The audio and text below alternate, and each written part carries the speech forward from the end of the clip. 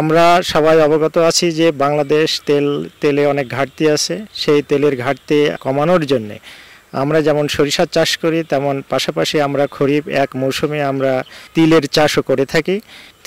তেলের ভিতরে প্রচুর পরিমাণে আমাদের পুষ্টিমান আছে এবং যেটা আমাদের মানে ঔষধি গুণও আছে। খরিফ মৌসুমে যদি আমরা যে সমস্ত জমিতে আমাদের মসুর ছিল অথবা আপনার বিভিন্ন গম ছিল, সেই ফসলগুলি কাটার পরে আমাদের যে জমি পড়ে থাকে সেখানে যদি আমরা এই তিল চাষ করতে পারি, তাহলে আমাদের যে তেলের যে ঘাটতি আছে সেই ঘাটতি আরও কিছুটা আসলে কমানো সম্ভব হবে।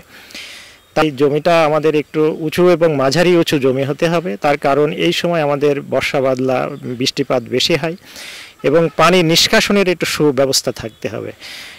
প্রতি বিঘা জমিতে প্রায় 30 থেকে 35 কেজি ইউরিয়া লাগে, 20 থেকে 25 কেজি টিএসপি লাগে, 15 থেকে 18 কেজি আপনার এমওপি সার লাগে এবং 20 থেকে 22 কেজি আসলে জিপসাম সার লাগে এবং জিঙ্ক লাগে বিঘা প্রতি 800 থেকে 900 গ্রাম এবং বোরন সার লাগে আপনার 1 কেজি পরিমাণ।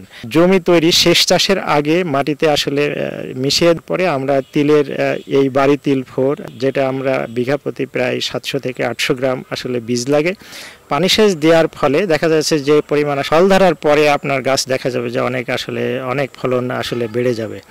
বিছা পোকা ক্ষতিকর, এটা আসলে যখন এই অবস্থাটা হবে তখন আমাদের একটু খেয়াল, জমির ভিতরে একটু হাঁটতে হবে। হাঁটলে দেখা যাবে যে কয়েকটা গাছের পাতার নিচে ডিম পাড়ে এবং সেখানে, আর যদি আমরা এটা টের না পাই তখন দেখা যাচ্ছে বিছা পোকা যদি বড় হয়ে যায় তখন এটা মারা খুব কষ্ট। তারপরেও আমাদেরকে ওষুধ প্রয়োগ করতে হবে, সেক্ষেত্রে আমাদের নাইট্রো প্রয়োগ করতে হবে।